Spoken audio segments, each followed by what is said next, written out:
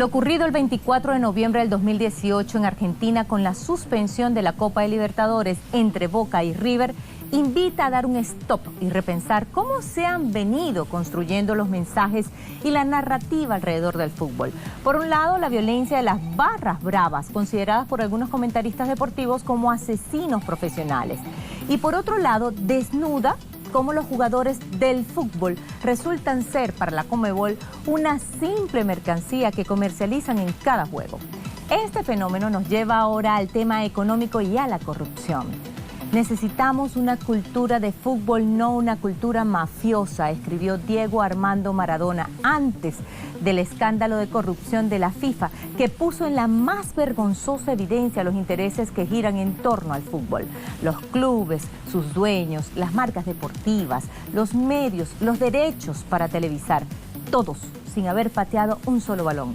Son los verdaderos dueños de este deporte que mueve pasiones, emociones, no tiene ideología, que une y controla dentro y fuera de la cancha a toda hora, mucho más de 90 minutos de juego. ¿Qué es un futbolista? ¿Pasión o mera materia prima hasta que dejan de ser rentables? Pongamos nombre y apellido a los que han movido y siguen moviendo los hilos de este negocio. Los dueños del fútbol. Pongamos el punto en la I.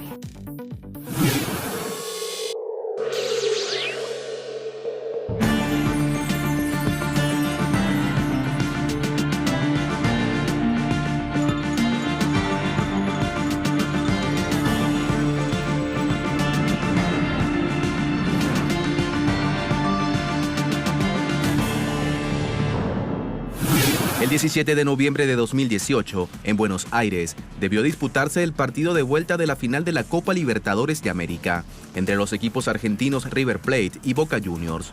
Pero al llegar el vehículo que transportaba al equipo visitante a la cancha, un grupo reducido de hinchas locales lo apedreó. La zona por la que los jugadores de Boca Juniors llegaron al estadio no contaba con la requerida custodia policial.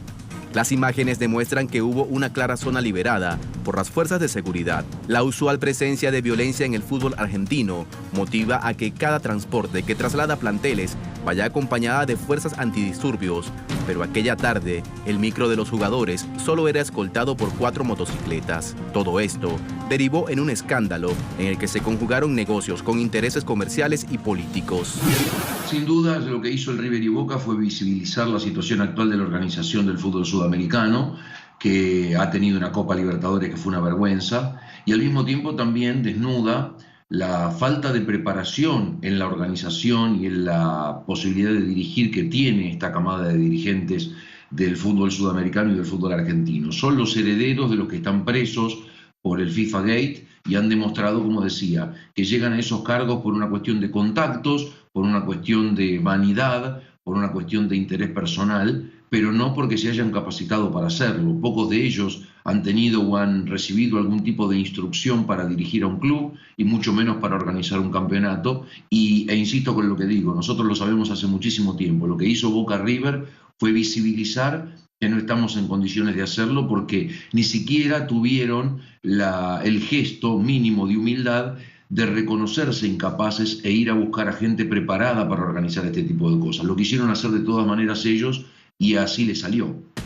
El paraguayo Alejandro Domínguez, presidente de la Conmebol y ex asistente de Juan Napot, condenado por el caso de corrupción conocido como FIFA Gate, quiso obligar al plantel de Boca Juniors a jugar la final pese a la agresión. El presidente de la FIFA, Gianni Infantino, le secundó. La intención era salvar el negocio a expensas de lo que sea, incluso a costa de la salud física de los jugadores, que debieron ser atendidos en un hospital de Buenos Aires. El médico de la Conmebol, Osvaldo Pangracio, señaló en un comunicado aquella tarde que se trataba de heridas superficiales y agregó que no existe una causal para la suspensión del partido. La Conmebol decidió que la final de la Copa Libertadores se jugara el 9 de diciembre en Madrid, España. Boca rechazó de plano esta decisión y River se quejó, ya que miles de sus simpatizantes en Buenos Aires, que habían adquirido un ticket, vieron frustrada la posibilidad de presenciar el partido. Protestas que fueron en vano. En este caso también cada una de las partes tiene que hacer una autocrítica. Los medios de comunicación deportivos en Argentina dan vergüenza, han establecido, porque son ellos los primeros que han instalado esta cuestión de la cultura del aguante en el corazón del hincha. Como no pueden hablar de lo que pasa en la cancha porque es espantoso, como no pueden hablar de lo que está fuera de la cancha porque ellos son contratados por los corruptos que coimean dirigentes, decidieron hablar de lo que pasa en la tribuna. Entonces transformaron al hincha en un protagonista del fútbol, sin darles a entender que ellos solamente van a mirar, que pueden alentar si quieren y demás, pero que ellos no son protagonistas del fútbol. Entonces, ante esa imposibilidad de hablar de los dirigentes porque sus patrones los coimeaban, ante la chance de hablar de un fútbol que es cada vez peor en los campos de juego, justamente porque los clubes tienen que vender jugadores de toda la plata que les robaron los dirigentes, entonces empezaron a hablar de la fiesta del fútbol argentino y empezaron a hablar de que el hincha del fútbol argentino es como ninguno y que siente una pasión y que en la cancha se vuelve loco y no entiende nada. Entonces uno ve después cómo ese vecino tan amable que nos saluda en la puerta del departamento cuando nos vamos a trabajar es un energúmeno que en la cancha tiene un piedrazo y puede matar a una persona, porque eso lo construyeron los medios mismos medios que hablaban de no hay mañana antes de la final de Boca River, a todo o nada, la gloria y la humillación, vida o muerte. Entonces el hincha se va cargando de todo eso. Así como los medios de comunicación tienen esa parte de la responsabilidad. Yo no puedo entender que el día del Monumental se permitiera que 5 horas los jugadores de Boca estuvieran guardados en el vestuario y los dirigentes tomaran la decisión de jugar el partido o no. Los jugadores se tienen que comprometer e inmediatamente aparecer los capitanes para decir, señores, ustedes pueden programar el partido cuando quieran, nosotros no vamos a jugar. Porque estaba en riesgo además la vida de los jugadores de Boca después de lo que había pasado. ¿Cómo salían del Monumental si salían campeones y tenían que levantar la copa ahí? Claro, y eso es lo que demuestra el lugar en el que el propio futbolista se instala en parte del negocio. El futbolista se deja tratar como un producto que obedientemente hace lo que los dirigentes quieran. Entonces, los intereses individuales que se defienden de manera tan mezquina por todas las partes, hace que los jugadores ni siquiera se dan cuenta, porque hasta gran parte del plantel de River había pasado por lo del gas pimienta. ¿Cómo no podía ponerse en el lugar del de Boca para decir, nosotros no vamos a jugar, nosotros no somos simplemente objetos que se tiran a la cancha para terminar un partido? De esta manera, en estas condiciones, nosotros no podemos jugar.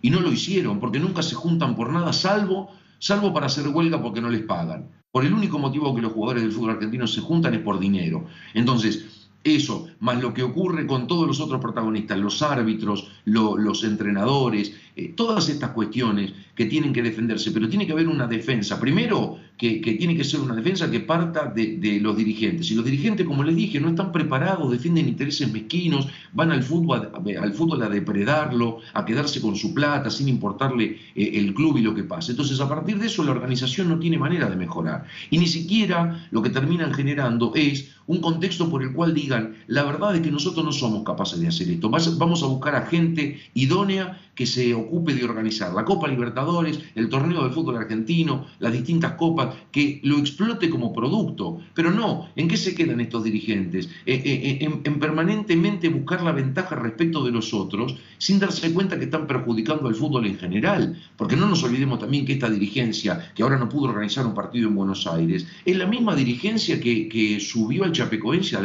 avión de Lamia. Es la misma, y no pagó un solo dirigente por ese motivo, y se mataron casi 80 personas, y es el mismo avión que llevó y trajo a la selección argentina, el mismo aparato, no digo la misma empresa, el mismo avión que se cayó con el equipo del Chapecoense, es la misma nave que llevó y trajo a la selección argentina con Messi y todos los jugadores argentinos a jugar el partido de eliminatorias contra Brasil. Y se descubrió en la investigación siguiente que aterrizó en Ezeiza con 15 minutos de combustible. ¿Quién se hace cargo de eso? Ni un solo dirigente renunció a partir de esto que estoy contando. Entonces, ¿qué queremos? Es una nimiedad, es una anécdota que haya tenido que jugarse el partido final de la Copa Libertadores en España. Mucha gente que quizás no iba a ver River y Boca, lo vio simplemente por lo exótico de que se jugara en el Bernabéu y para saber si iba a ser una carnicería que había quedado pendiente desde el tema del micro.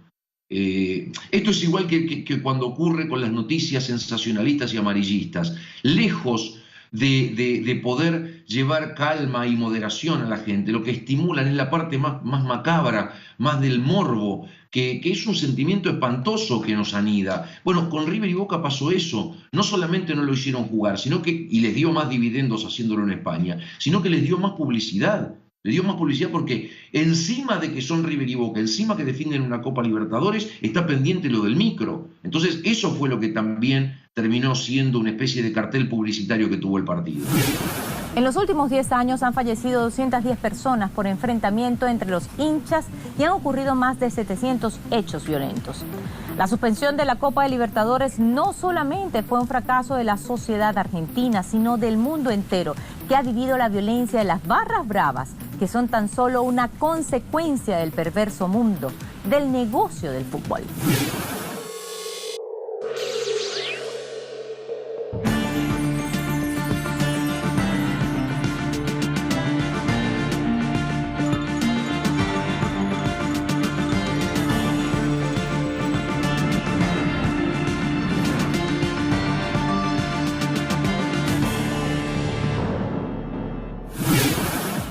Hablamos de fútbol. El poder político de la FIFA es tan grande que su estatuto señala, escuchen bien, que los gobiernos no pueden intervenir sobre las asociaciones nacionales. Y en caso de que ello suceda, la FIFA tiene potestad de condenar a esa nación. Imagínense ustedes, son un suprapoder.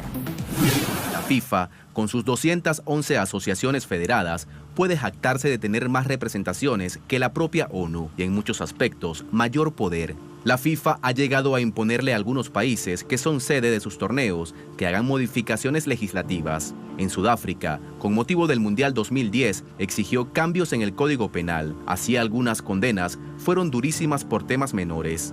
La FIFA ha sancionado a países luego de que tribunales de esas naciones plantearan un fallo adverso a sus intereses.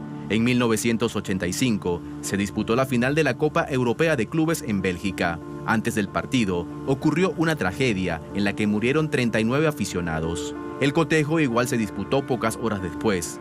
En 1991, la justicia belga culpó a la UEFA por estos hechos. Como respuesta a la decisión judicial, la FIFA decidió sancionar al fútbol belga y no le permitió ser sede de torneos durante varios años. Cuando un país decide candidatearse para organizar una Copa del Mundo, debe suscribir el llamado Cuaderno de Obligaciones.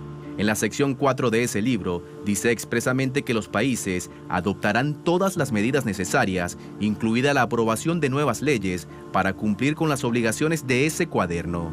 También goza de un enorme poder político. Así, por ejemplo, su sede, ubicada en Asunción, Paraguay, tiene inmunidad diplomática, al igual que el Vaticano o cualquier otra embajada de algún país que integra la ONU. De acuerdo a una ley sancionada el 27 de mayo de 1997, ni jueces ni policías pueden ingresar al edificio. Las Copas Mundiales de Fútbol, esos torneos que logran captar la atención del común global y paralizar cualquier protesta, son por supuesto uno de los eventos más rentables del mundo. Las eliminatorias y el torneo disputado en Brasil 2014 le significó a la FIFA un ingreso de 4.800 millones de dólares. Teniendo en cuenta los egresos, le quedó un saldo positivo de 2.000 millones de la moneda estadounidense. Durante el reciente Mundial de Rusia, la FIFA obtuvo 6.100 millones de dólares. En Sudáfrica 2010 había ganado 1.800 millones. La comparación entre ambos evidencia los saltos de rentabilidad para la FIFA. Una de las causas del aumento de la rentabilidad es el fuerte ingreso de China en el mundo del fútbol. 7 de las 20 compañías que patrocinaron el último mundial son del gigante asiático. En 2014 había una sola empresa de ese país. Los ingresos por los derechos de televisión generaron 1.700 millones de dólares el año pasado. En ese periodo, también crecieron un 233% sus regalías anuales por parte de EA Sports, titular de la franquicia de videojuegos de FIFA, según cifras difundidas por el mismo ente. El peso de la televisión en estos certámenes es tan grande que cuesta dimensionar. Unas 3.200 millones de personas siguieron el Mundial de Sudáfrica a través de la televisión, lo que representa el 50% de la población del planeta. La televisión de Rusia dejó 3.000 millones de dólares. La de Qatar dejará 3.500. Estados Unidos prometió ganancias récord para la FIFA de 11.000 millones de dólares. La cadena mexicana televisiva fue demandada por el pago de más de 90 millones de dólares en sobornos para adquirir los derechos televisivos de los mundiales de Rusia 2018 y Qatar 2022.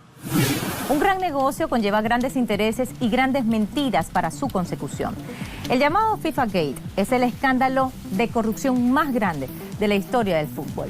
Recordemos, el 27 de mayo del 2015 fueron arrestados en Zúrich, Suiza, 7 altos directivos de la FIFA y 5 empresarios, 3 de ellos argentinos.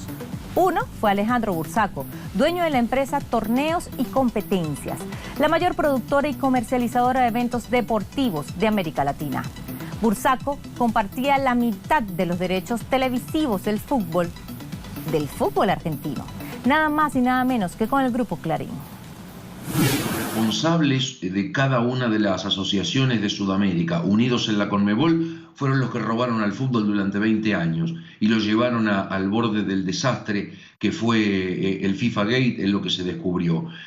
Otra vez, el escenario en el que nos movemos, para que quede claro el punto en el que está el fútbol sudamericano, porque nada cambió desde el FIFA Gate hasta ahora, simplemente han cambiado aquellos que pueden aprovecharse y depredar al fútbol sudamericano, porque los otros están presos o se murieron, entonces los nuevos se frotan las manos porque sienten que ahora van a ser ellos a los que le toque llevarse la plata. Lo que hay que entender es que ellos llegaron a esos lugares de poder y que terminaron generando toda una organización que no tiene control ni interno ni externo hasta que apareció el FIFA Gate, pero ahora ya está, el FIFA Gate se terminó, salvo que Estados Unidos se ponga a investigar otra vez para descubrir a estos nuevos delincuentes. Se llevó adelante lo que ellos quisieron sin ningún tipo de control, como decía, ni externo ni interno, y terminaron entregando, cosa que no pasa en ningún lugar del mundo, sin licitación y en exclusividad, los contratos más importantes de la Confederación Sudamericana de Fútbol, ahora llamada Conmebol, a una sola empresa o a 2 empresas o a 3 empresas, como terminó siendo Datiza con la Copa América, y recibiendo sobornos y protección periodística para que nada se descubriera. Entonces, ante esto, que es un molde que se creó primero en Sudamérica y después se fue derramando a cada uno de los países, ante esto, evidentemente, que es muy difícil poder presentar una competición como la gente y que sea creíble para el público en general. Y por eso creo también, por eso les decía yo que el fenómeno es mucho más profundo de lo que estamos tratando de ver, o lo que los medios de comunicación, de manera muy superficial y muy directa, trata de llevarle a la gente. ¿Saben lo que pasa? ¿Saben por qué también hay mucha más violencia en el fútbol sudamericano que en el europeo? No porque ellos son mejores y más educados que nosotros, pero toda esta corrupción que se descubrió, todo esto que se supo en los últimos años del FIFA Gate, generó también la convicción, que ya no importa si es cierto o no, porque las ciencias sociales hablan de esto, no importa que sea realidad o no, sino que se cree que es la verdad.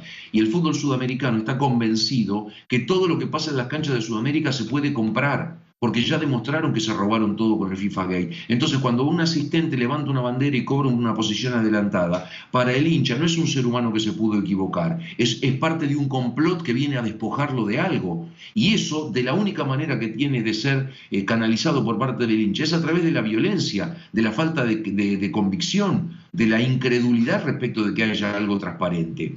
Lo que dejó expuesto el FIFA Gate, y es algo que por supuesto nadie aprendió y todos se encargaron de disimular, es la necesidad que tiene el fútbol de un control externo. Si una vez la justicia estadounidense se metió a investigar y barrió con toda la dirigencia corrupta de la Conmebol, ¿cómo no se aprende que, como la justicia de un país no se va a dedicar todo el tiempo a investigar, si hubiese realmente deseo de cambiar las cosas, Infantino, Domínguez y toda esta gente, hubiesen creado un organismo independiente de la FIFA y del fútbol que se dedique a investigar qué es lo que ocurre con el manejo de los fondos que son de derechos de televisión, de la recaudación de la FIFA por sponsoreo, para ver cómo se distribuye, para ver a qué mano llega. Eso era lo primero que tenía que hacer alguien que quisiera cambiar de verdad el fútbol, porque se dio cuenta, bueno, si alguien de afuera vino a investigar y encontró esto, nosotros lo que necesitamos es que alguien de afuera esté todo el tiempo fiscalizando. Y no se hizo nada, y le dieron los derechos otra vez a los mismos que llevaron al fútbol sudamericano a esta situación y que protegen a estos mismos dirigentes que van a seguir robando como hicieron los anteriores. Por eso digo, como nada va a cambiar, el resultado seguirá siendo el mismo y lo que insisto en remarcar es que esto pasó 3 años atrás. Por eso cuando a mí me preguntan si es una oportunidad para cambiar, digo, ¿cuántas muertes, cuántos hechos como estos ya ocurrieron que supuestamente eran el punto de partida de un cambio profundo que había que hacer? Y no se hace en lo urgente, es decir, en lo que va a suceder en el próximo partido, en cuanto a la seguridad, en cuanto al comportamiento de la gente, y no se hace a largo plazo, comenzando a trabajar como deberían con todos los chicos que van a ser los futuros espectadores de fútbol en la Argentina. No hay educación, no hay nada, se les enseña por parte de quienes van a la cancha a escupir, a insultar, es lo primero que se aprende. Casi que el chico tiene una especie de bautismo futbolístico, escupiendo e insultando a un jugador rival. Entonces, eso es lo que va a generar que la fabricación, el desplazamiento, la renovación que haya de los hinchas del fútbol argentino sean cada vez más energúmenos. Y esto no se va a modificar porque no hay ningún tipo de proyecto ni de intento de modificarlo, ¿no?